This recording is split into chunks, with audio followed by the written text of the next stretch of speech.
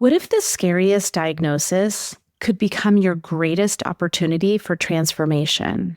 Today, I sit down with Christie Miller, a mindset coach who turned her stage 4 cancer diagnosis into a powerful healing journey. After successfully treating breast cancer that had spread to the brain through natural approaches, Christie now coaches others on creating a healing mindset. She shares the 5 essential permissions we must grant ourselves to heal and explains why peace within is a prerequisite for any healing journey.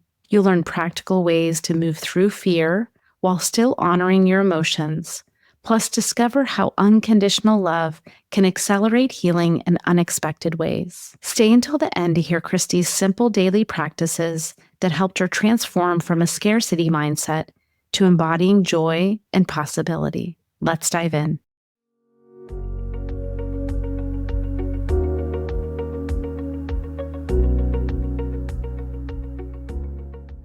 Hello, everyone. I'm Dr. Katie Deming, and this is a Born to Heal podcast where we explore holistic practices for cancer prevention and healing. Let's welcome Christie Miller, the Conscious Change Mentor. So, Christie, you and I know each other quite well because we've worked together for a while. But, I've heard you say something that really is so deep that I almost think you can miss what you're saying in there. But what you've said is the person who comes out healed must be a completely different person than the person who started out needing healing.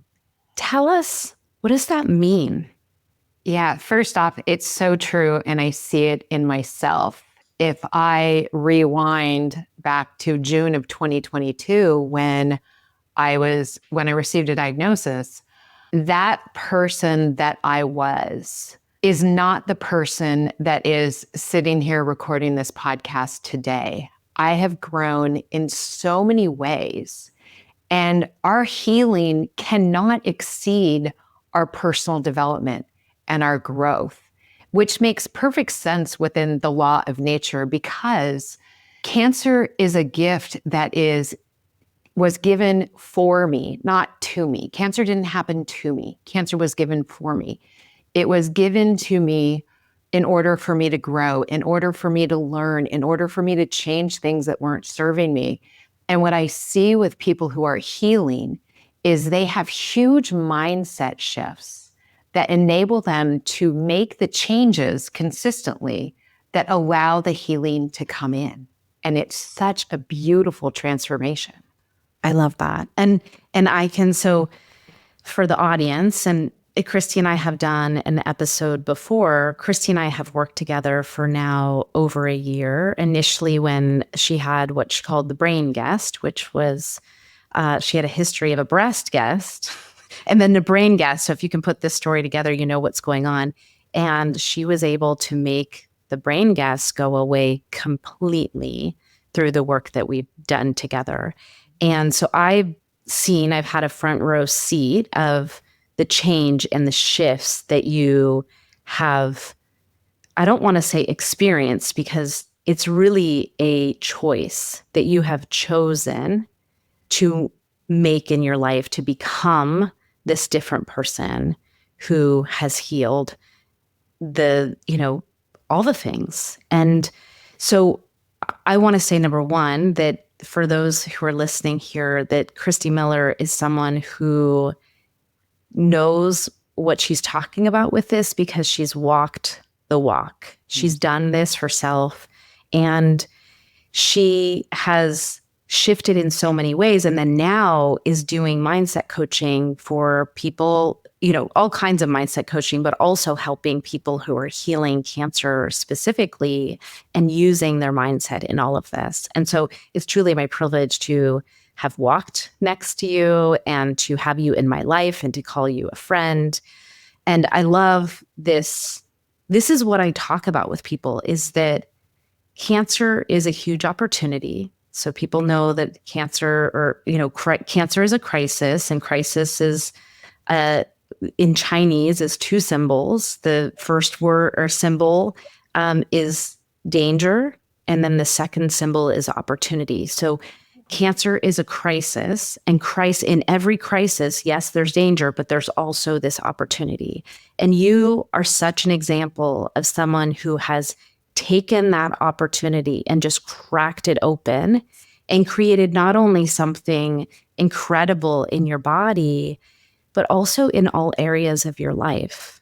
And so it's a privilege to have you here to share your wisdom and to teach my audience the things that you know and that you live firsthand. So thank you for being here. Thank you. I mean, it's definitely a privilege to be in each other's worlds and to have you as a friend and a mentor. And it's just been such a beautiful dance and a beautiful journey of learning from each other. Even though you're technically guiding me, I think there's been so much give and take. And I really wish that you could have seen or known the Christie before breast cancer diagnosis, because you would not even recognize this person right now. It's been that much of a transformation emotionally, spiritually, physically, all of it. And I love what you just said about crisis, because yeah, I mean, cancer is scary AF. I will never say that it's not scary, but it does come with such an opportunity to crack open, to grow and transform. But the thing is we can't do that if we're sitting in the fear. We cannot heal. We cannot change sitting in the fear. Fear and doubt is going to bring in more disease. Absolutely. That is the dis-ease. The fear 100% is the number one thing to conquer in this experience of healing. And I just, that is one piece every day. I mean, honestly, I think that's my main role, is helping people manage and release the fear so that they can get to a place of healing, because healing happens when we are at peace within ourselves. Like for healing, like that's the first thing that needs to happen.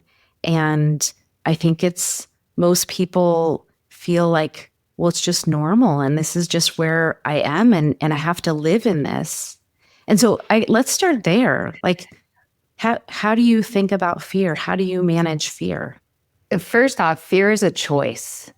Every one of our emotions, our beliefs are choices.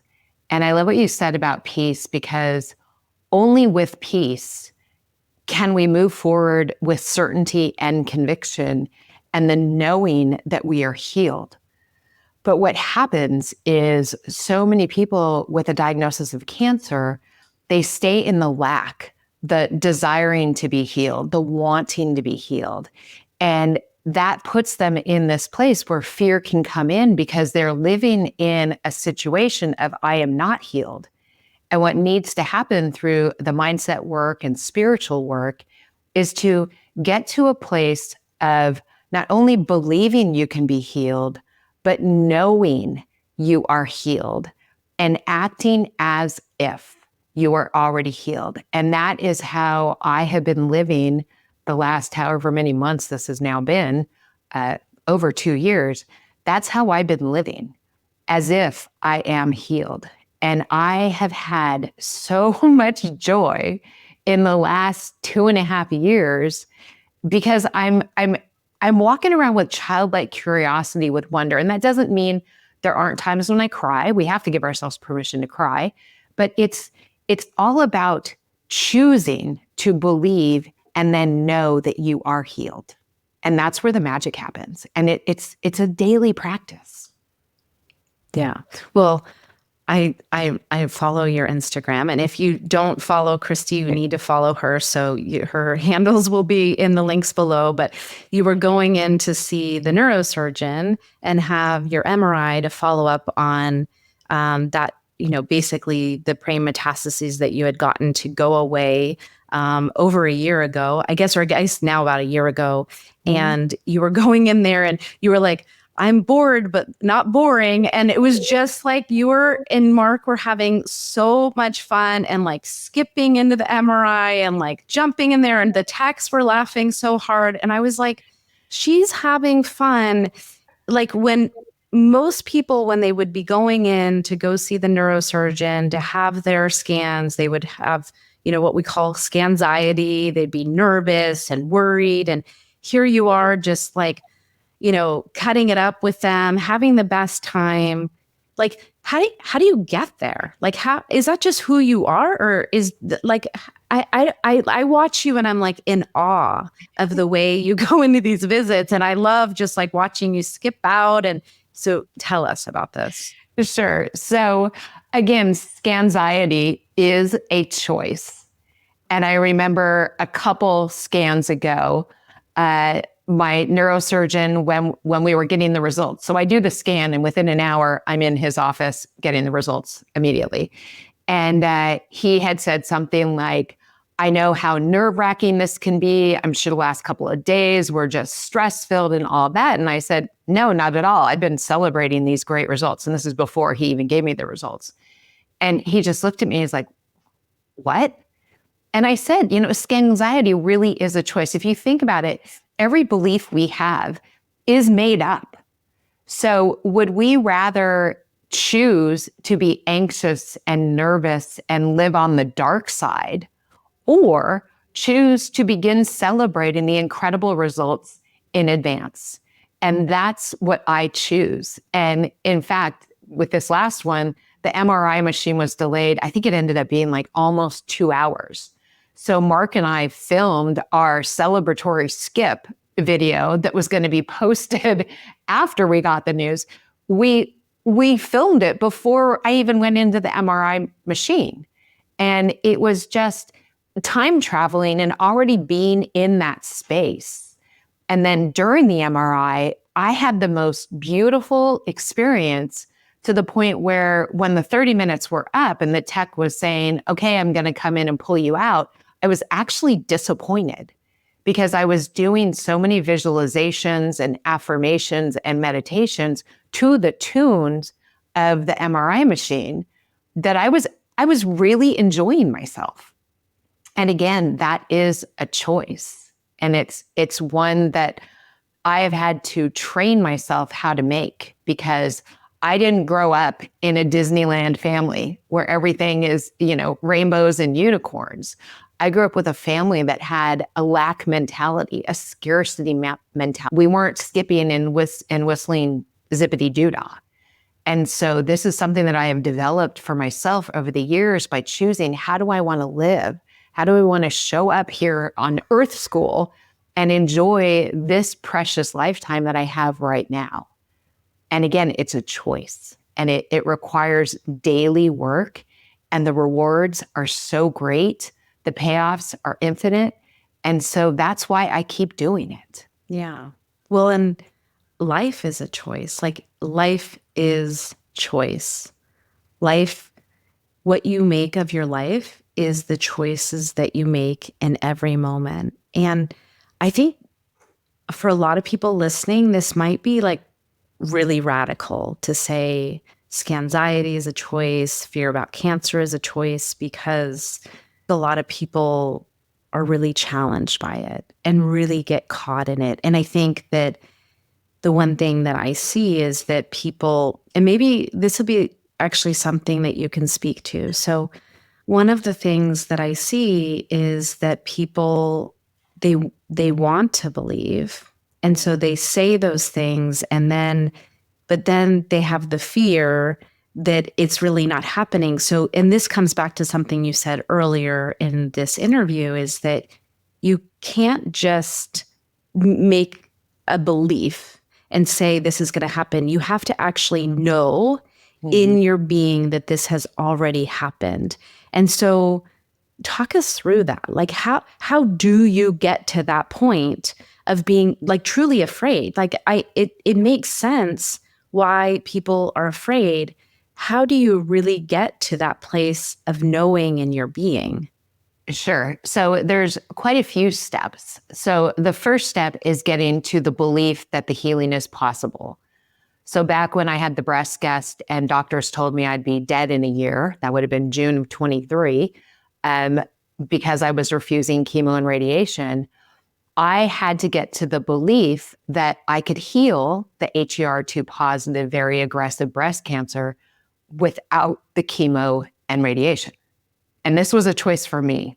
I'm not saying that's the right choice for everyone, but this was a choice that my intuition, my divine guidance was telling me in the middle of the night, 3 nights in a row, waking me up in a dream, that wasn't the choice I was supposed to be making. So the first thing I did is I just did a ton of research. I only needed to find one person that survived HER2 positive without doing chemo and radiation. And I found a very small study in Japan that basically said there was almost no difference in this test group in survival rates between people that had the chemo and radiation and women that didn't. So I'm like, okay, it's not going to make a difference. So I'm good.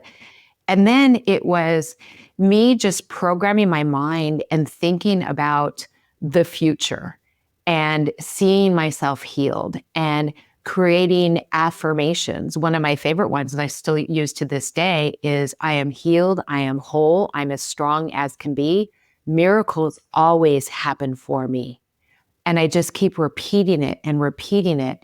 And even to the extent of creating a vision board, which can be in any form. I took a photo, one of my favorite photos of Mark and I put it in a horrible app, and I aged it to the point where we're 90, maybe in our hundreds. You've seen it. We definitely need plastic surgery budget. I mean, we look horrible, but guess what? We're alive, and you can still see the sparkle in our eyes, and we have cute clothing on even at that age.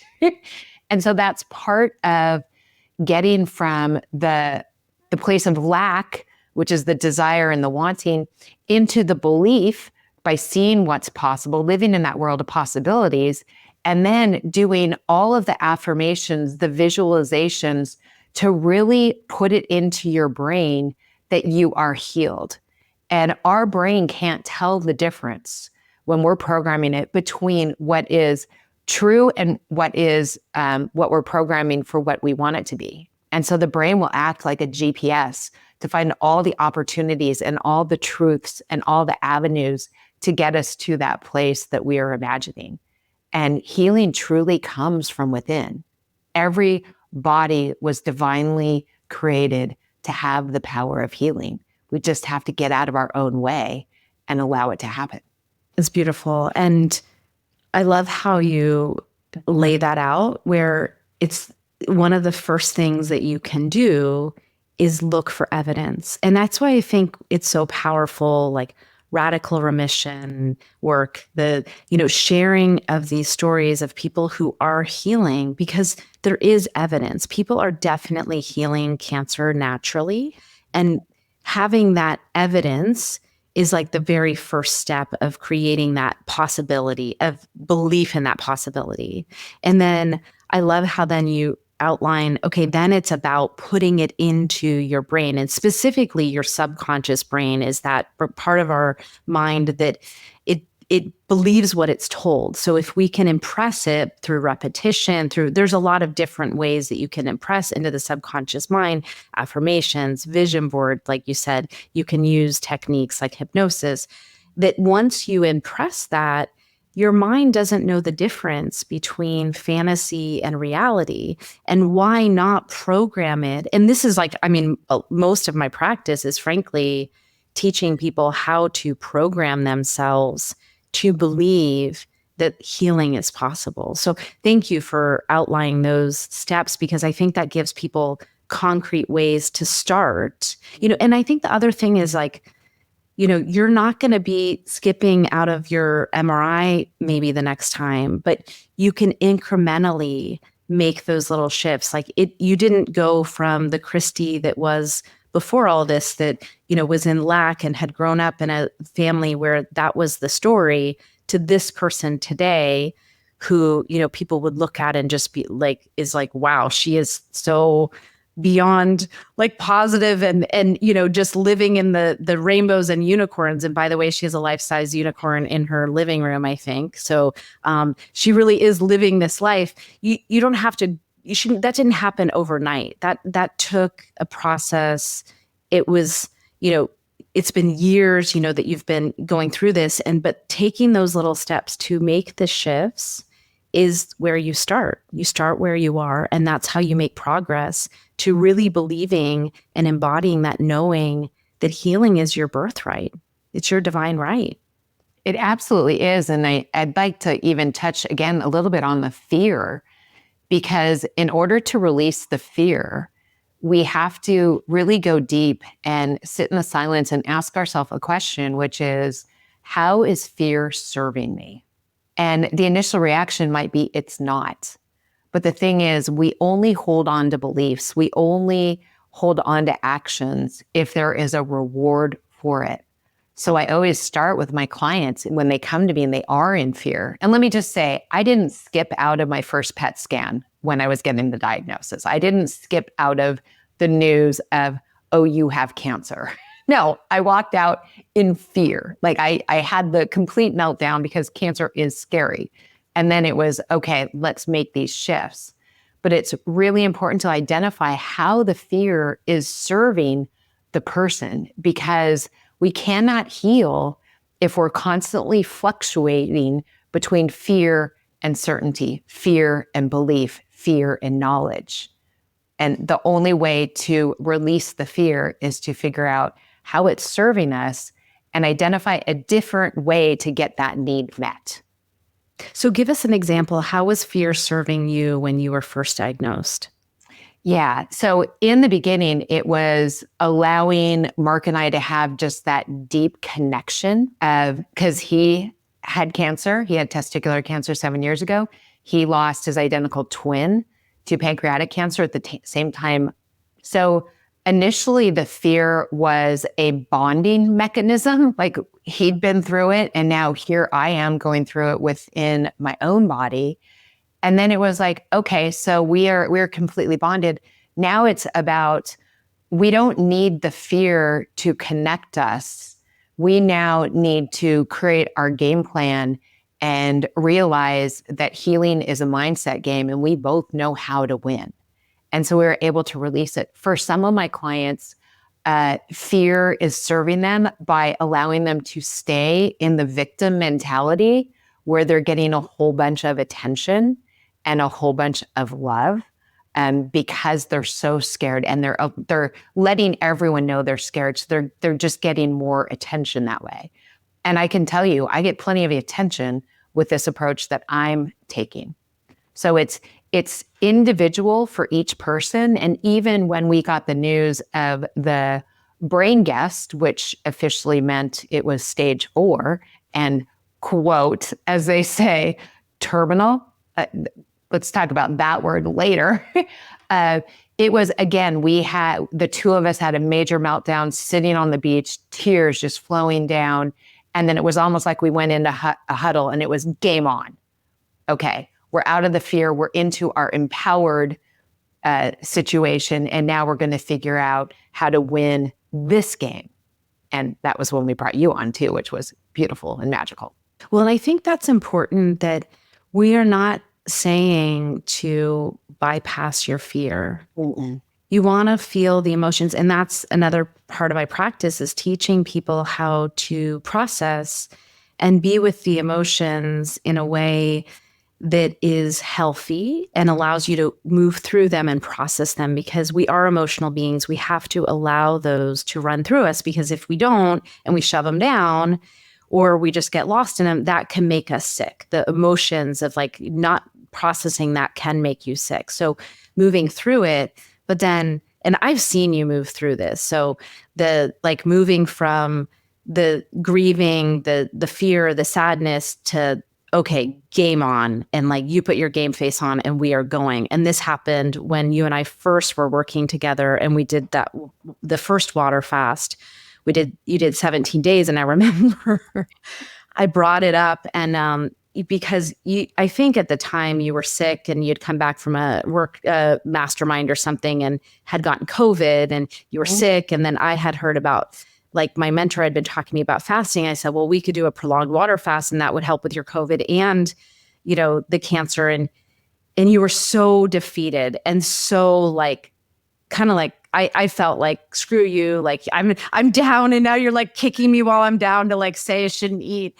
And then within like a few hours, you move through that. And then you were like, you messaged me back and you're like, game on, I'm starting now. And I was like, okay. I was shocked at how quickly you moved through that, but I've watched you do that. And I think that's one thing for people to see that we're saying is like, yes, feel the feelings, but then don't stay there too long and then move through it and put your game face on. And then you got to do things differently. If you want a different result than what you're creating, which basically, if you're sick, your body is creating the illness in your body to send a message. Mm-hmm. So if you want to get a different result, you have to take that message and do something different. Absolutely. And that was also part of my journey and continues to be. And it's something that I teach my clients is empowering yourself. So from the very beginning, I never said, why me or this isn't fair. My mindset, because I am a trained mindset coach, was, all right, this is where we're at. I'm going to take 100% responsibility for creating the disease in my body. Because if I created it, I can uncreate it or I can heal it. And that is such an empowered place to be. It's like grabbing the steering wheel and just flooring the car. And again, it's a choice. And fear is part of the journey. We do have to give ourselves permission. I have 5 permissions that I talk about in order to heal. And it's important to be going through the emotions because we can't just shove it all down and, pretend we're not in fear and put a pretty bow on it, because that is going to create more disease. You recently spoke at a Gaia event, Heal with Kelly at Gaia, and you talked about permission of healing. And I'd love for you to share with the audience, what is that? Tell us about it. Sure. So it was called Permission Granted, the Mindset of Healing. And looking back on my journey, I realized that there are 5 core permissions that we need to give ourselves. And the first permission is permission to laugh. We've all heard the saying, laughter is the best medicine. And cancer can be heavy, really heavy. I've lost loved ones. I think most people that are listening to this probably has too, or they've had a diagnosis. It can be heavy. But allowing ourselves daily laughter is something that's just going to get the endorphins going, boost us up, and put us in a better position to heal. So that's permission number 1. Permission number 2 is permission to cry. You've seen me cry a lot, and you haven't seen me in a lot of cries because they take place off Zoom also. But crying actually allows us to acknowledge all the feelings that we're going through. Also, if we cry with our inner circle, like you don't want to go out on the street corner and just start crying. But if that's when it happens, that's when it happens. But when we cry with our inner circle, our closest loved ones, our biggest supporters, they're also able to come to our aid and really support us in a deeper way. If we just put up this facade, this wall of everything is great, nobody can help us. And it's like we're on an island alone. And healing is definitely a team sport. So those are the first 2 permissions: permission to laugh, permission to cry. Then there's permission to spend. And this goes twofold. It's giving ourselves the permission to spend the money on our care. Unfortunately, in this day and age, the holistic treatments, the treatments that are helping me heal, those are not covered by insurance. So it's about getting to the place where we acknowledge that we are worthy, we deserve it, and that by putting the monetary exchange, by spending the money, which money is energy, that it will eventually come back to us. Again, living with an abundance mindset instead of the lack. So giving ourselves permission to spend on holistic treatment and coaches and mentors and supplements and all of that. But even more importantly, permission to spend time. I completely changed my schedule. I stepped so far back out of my business that it's actually a miracle that it's still running, because I knew that I couldn't heal with the same schedule that I created disease. So those are the first 3: laugh, cry, spend. Then there's permission to choose. And this is, we've already been talking about this. This is choose our path, choose our attitude, choose our mindset, all of that. And then the final one is permission to ask, and that's ask for help. Healing, again, I've said it, is a team sport. And I know with 100% certainty that I would not be where I am today without you, Dr. Katie. I mean, I am still the captain of the team, but I'm the one that's hiring the coaches and the mentors and everyone that can get me to, I don't know, the Super Bowl trophy of cancer, whatever it is. And so it's permission to laugh, cry, spend, choose, and ask. And I have a whole freebie and video training and workbook on this for the listeners. Okay, perfect. So we can link to that. So we'll definitely have that for everyone, because this is beautiful. Because this is like hitting all the things that we've talked about. We talked about you don't want to bypass the fear and the emotions, and the crying is allow yourself to acknowledge the feelings. And also I love that allowing, to have other people help you by permission to ask, but then also by allowing yourself to experience the emotions allows you to show that vulnerability to your loved ones and also to your support team so that you can receive that love. And that's actually, I work with a very small clientele. So I only take 15 clients at a time, because when I'm with them, and you know this, when I'm with them, I am 100% with them, but I can't help them if they don't tell me what's going on. And I have one client right now who she had just had surgery and she was waiting for the results, and it's been really challenging, but she's been messaging me about the challenges and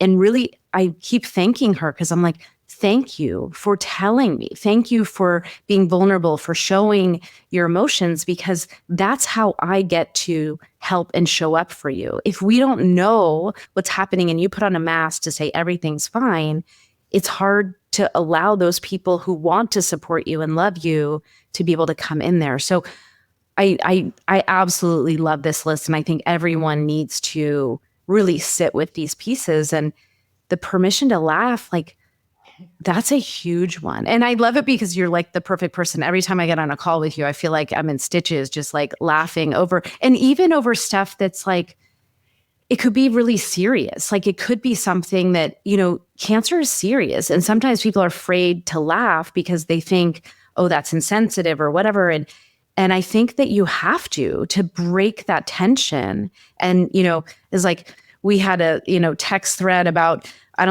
you can say it if you want to say it, but it was something that was like a little bit like most people maybe don't want to talk about, but actually you sent an email to all your people about it. So I'm sure you would talk about it. And you're sending me these photos that I was cracking up, that I was like, I just love her, because she is just willing to just be silly and laugh, even when things are kind of like not so fun. Yeah. And I'll say it because I did send out an email to my subscribers. So, I developed a lovely stage of hemorrhoids. Had never had them in the past. And what was so great with you is I sent you a photo of a baboon's inflamed butt, and explained that's how I felt.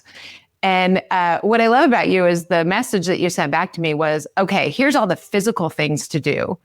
But the best part of the message was, and I want you to look up the spiritual meaning of hemorrhoids. And I did. I Googled it, and it was spot on. And this is what's so powerful about the work that you do, because I can see what had created, and it had just been in the last couple of days before these painful things showed up. And this situation and my actions and beliefs and emotions around it created the hemorrhoids. And as soon as I shifted my beliefs and created an action plan going forward, they were gone within a couple of days. And I mean, it went from being so extremely painful. I couldn't sit, I couldn't lie, I couldn't move, nothing without extreme pain, like an 8 on a scale of 1 to 10. And I'm really good with pain threshold. And they just poof, as suddenly as they came on, they went away. And that's the power of your work and the healing, and really getting in touch with the spiritual laws and connecting to the divine. And it doesn't matter if people call it God, universe, spirit, source, divine. There is a higher power out there. And that is such an important part of our healing journey. Yeah. Yeah, I was making you laugh with that picture. I was laughing so hard. But then what I loved about it was too, is as soon as you identified what had, what the spiritual reason, like what had caused that in your body, you immediately addressed it. And then it was amazing. Within a couple of days, it was no longer a physical problem. And I think this stuff is real. Like, this is not like, the things that are manifesting in your body are messages of something that is going on in your life. It really is bigger than the physical sign that you're experiencing is the messenger to say, hey, pay attention here. And so, yeah. But anyway, I love that because you make me laugh all the time. But these permissions, I think, are something that people, if they can sit with these and they can take this to heart, this is transformative for healing. Yeah. And I think it's so important. We touched on it earlier about peace and how our body is sending us messages. This was instantaneous. I was not at peace with a situation, a relationship in my life. And that's why the hemorrhoids appeared. And as soon as I got to the place of peace with a plan, poof, gone. And what was so interesting to me was how quickly it happened, because I could really see once again, I guess I needed my belief strengthened once again, the connection, everything with how we're showing up as people and how our body is going to reflect what's going on. And it's so amazing that our body has the power to do that. And the most important thing is for us to listen and see and observe, take it all in, and then change so that we can heal. Because without the peace, we can't heal. Yeah. And it can happen like that.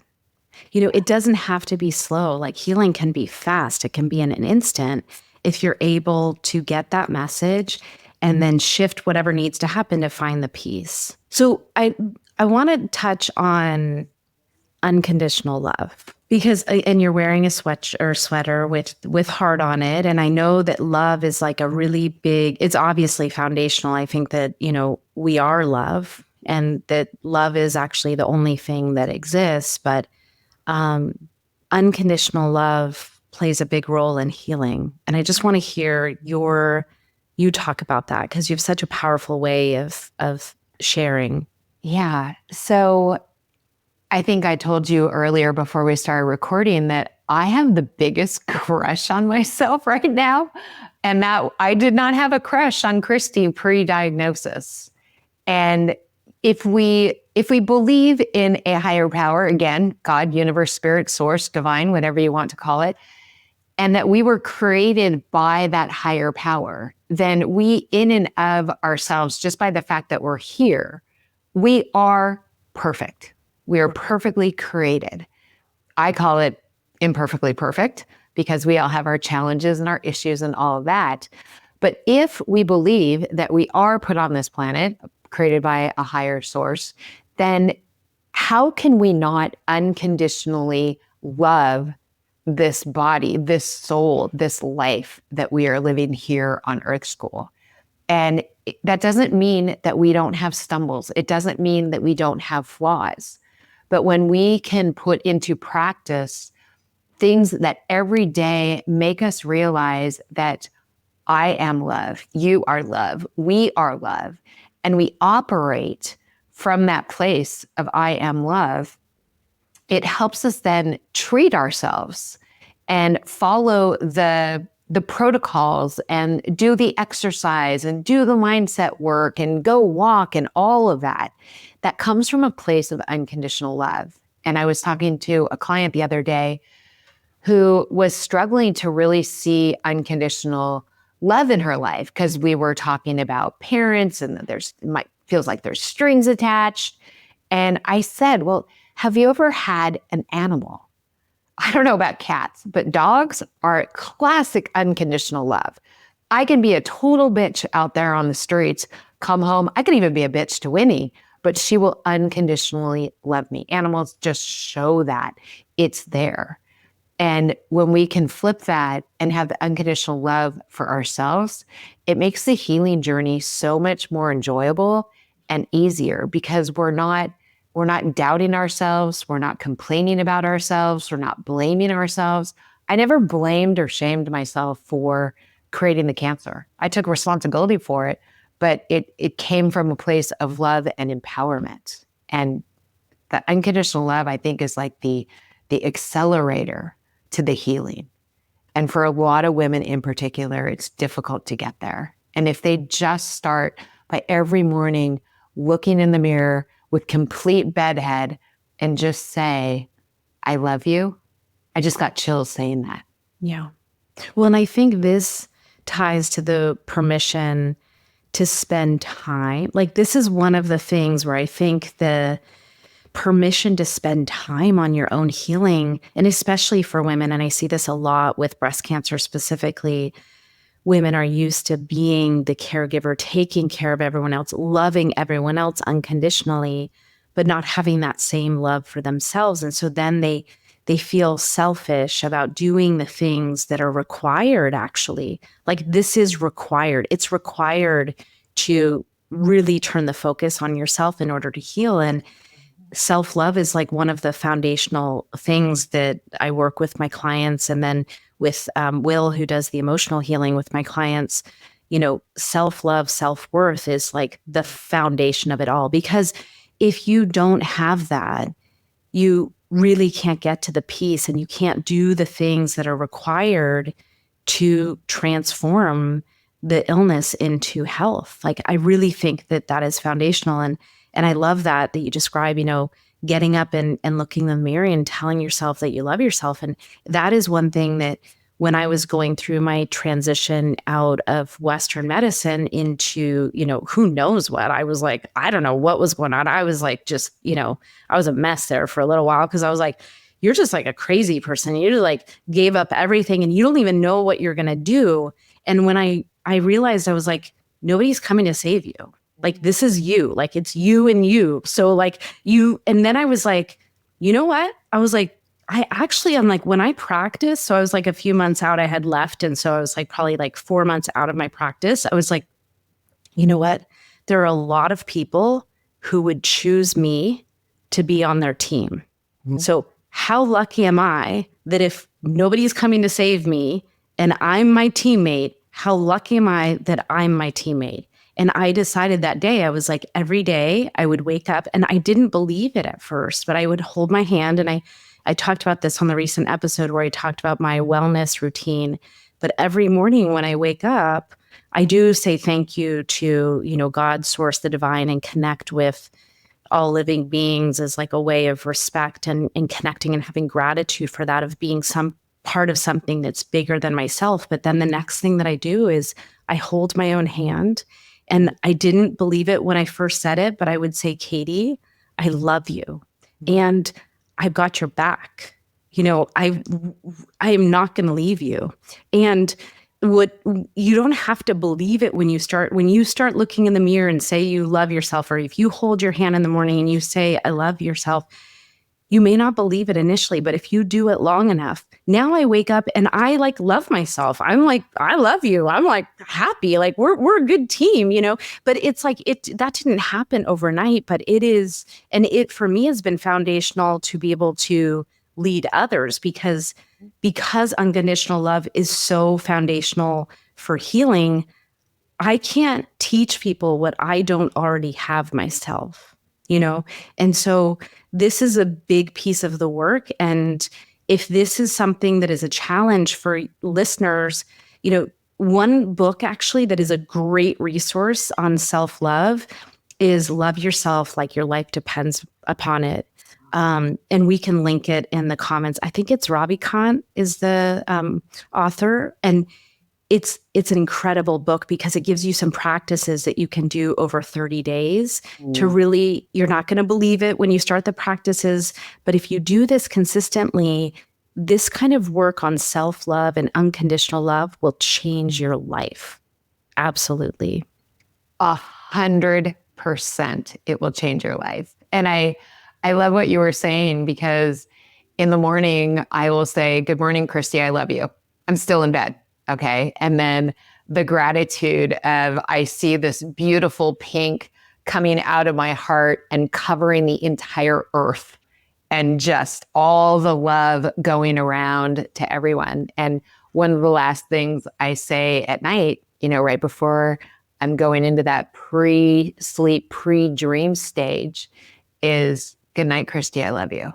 And it's to have that.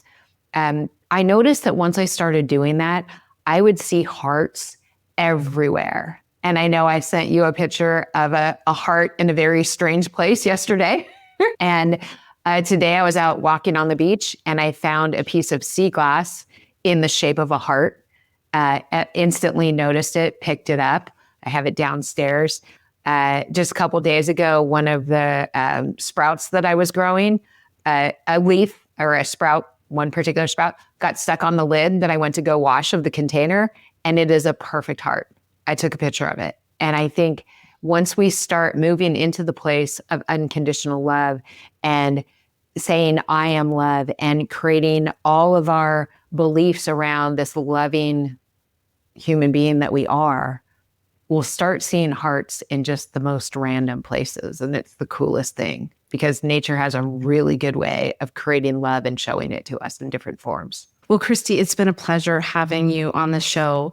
Please tell the audience where they can find you, and then we will link to your permission granted and then also to your site. But please tell people where they can find you. Sure. You can find me at my website, Coach Christie Miller, and it's CHRISTIE for anyone just listening, Christie Miller.